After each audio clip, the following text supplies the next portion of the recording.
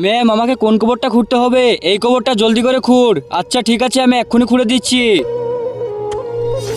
আরে এই পুলিশওয়ালা রমজানের ভাইয়ের কবর কেন খুঁড়ছে?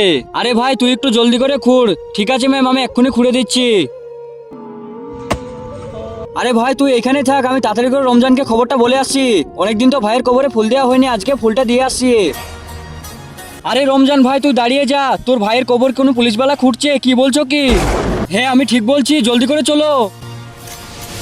ওই দেখ এখনো খুঁড়ছে। ম্যাম আমার ভাইয়ের কবর কেন খুঁড়ছো? ধরো একে গ্রেপ্তার করো। তার আগে বন্ধুরা, এই চ্যানেলটি নতুন খুলেছে, তোমরা সাপোর্ট করবে বলে, কিন্তু তোমরা যদি আমার চ্যানেলটা সাবস্ক্রাইব না করো তাহলে কেমন হবে? তোমরা যদি তোমাদের মা বাবাকে ভালোবেসে থাকো তাহলে ভিডিওতে লাইক করে চ্যানেলটিকে সাবস্ক্রাইব করে দিও, কারণ তোমাদের একটি সাবস্ক্রাইব পাওয়ার আশায় আমি এত কষ্ট করে ভিডিও বানাই। আর তোমরা কাকে বেশি ভালোবাসো, তোমার মাকে নাকি বাবাকে, কমেন্টে জানিয়ে যেও।